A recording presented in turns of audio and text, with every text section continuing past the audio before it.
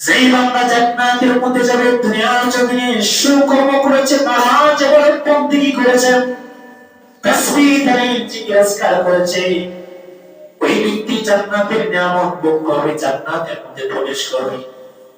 যে ব্যক্তি দুনিয়ার জমিনে সুকর্ম করে নাই, ভালো কাজ করে নাই, ওই ব্যক্তি কখনো জান্নাতের বারান্দায় যেতে পারবে না। ওই ব্যক্তি জান্নাতের গ্রাম পাবে না।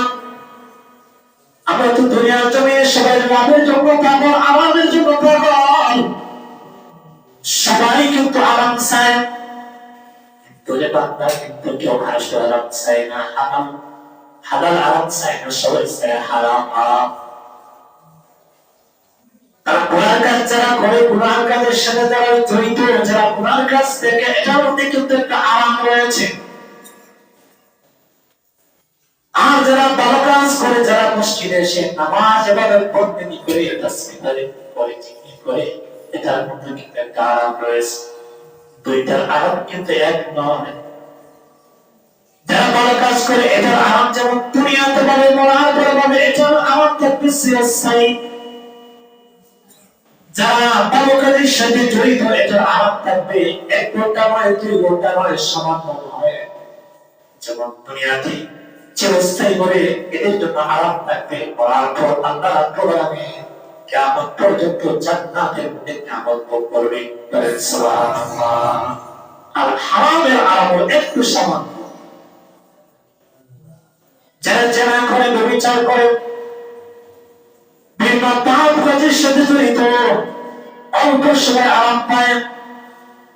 যারা টিভির পর্দার মধ্যে নাটক নাচ গান দেখে অল্প সময় আরাম পায়, যখন এটা তার থেকে সরে যায়, যখন বাড়ি থেকে ঘুমায়, তখন কিন্তু তার মনে আর শান্তি পায় না।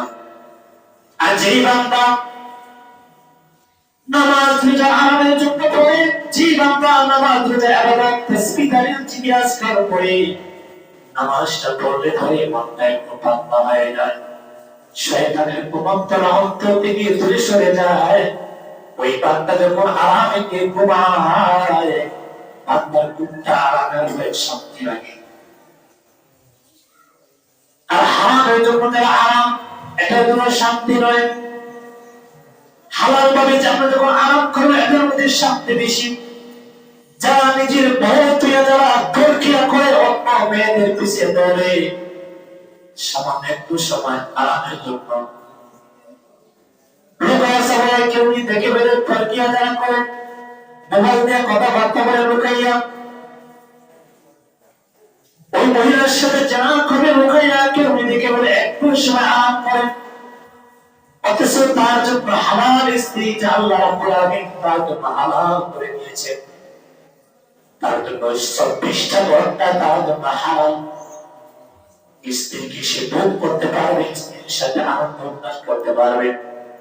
একটু আরামের জন্য 5 মিনিট 10 মিনিট আরামের জন্য যখন বান্দা যায় প্রক্রিয়া করতে, নিজের বউকে কেমন মহিলার সাথে যখন যায়, আসছে যখন বলা পড়ে যায়, বা ইজ্জত সব কিছু শেষ হয়ে যায়, তখন কাঁদবে, তখন বুঝি, কারণ পাপ করার সময় তার ভালো লাগছে না। এই নেই বাবা, জান্নাত জাহান্নাম আল্লাহ রাব্বুল আলামিন আমাদের জন্যই বানাইছেন। জান্নাতের নিয়ামত ভোগ করতে হলে দুনিয়ার জমিনে পাপাচার, জেনা, ব্যভিচার, অন্যায়, অত্যাচার, হারাম কাজ, হারাম নীতি সব কিছু ছাড়তে হবে।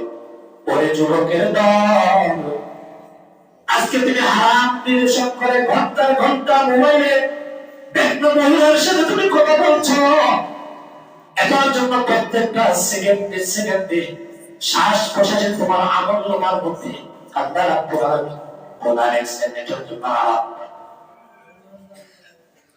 তুমি যদি জান্নাতে হুর পেতে চাও, আল্লাহ নবীর হাদিসের বাণী, একজন পুরুষের জন্য 70টা হুর থাকবে, একটা নয়, 2টা নয়। একটা হুর যদি মানুষ দেখতো, তামাম দুনিয়ার মানুষ তারা পাগল হয়ে যেত। জিবরাইল তখন মেরাজের রজনীতে এক বকরি দিয়েছিল, জান্নাতের মধ্যে হুর দেখেছিল, জিবরাইল বেহুশ হয়ে গেছে। ওই যুবক যারা দুনিয়ার জমিনে, তোমরা যারা জান্নাতের মধ্যে হুর পেতে চাও, দুনিয়ার জমিনে হারাম বিদূষণ চালাতে হবে, দুনিয়ার জমিনে একটা নারীর প্রতি লোভ লালসা সব ছাড়তে হবে। এবারে যুবকের দল, আল্লাহ পাক রব্বুল আলামিন হালাল করে তোমার জন্য দুনিয়া আল্লাহ পাক হালাল করেছেন। তোমার কাছে যখন একটা মহিলা একটা মেয়ে যখন ভালো লাগবে, তার প্রতি লোভ লালসা না করে তাকে বিবাহ প্রস্তাব দাও, আল্লাহ রাব্বুল আলামিন তোমার জন্য হালাল করেছেন। সূরাতুন নিসার মধ্যে আল্লাহ রাব্বুল আলামিন বলেন, "ফানকিহু মা তা'আবা লাকুম।" ওই যুবক, তোমার কাছে যখন একটা মহিলা একটা মেয়ে যখন ভালো লাগবে, ওই মহিলাকে তুমি বিবাহ প্রস্তাব দাও, হালাল ভাবে তুমি বিয়ে করো, এটা হলো তোমার জন্য হালাল। আর বিয়ে ছাড়া কোন মহিলার সাথে ইশারা ইঙ্গিত কথাবার্তা বলা, একটা মহিলাকে বিনা কারণে দেখা, অকারণে দেখা, তার প্রতি লোভ লালসা করা, কুমন্ত্রণা করা, সব কিছু তোমার জন্য হারাম।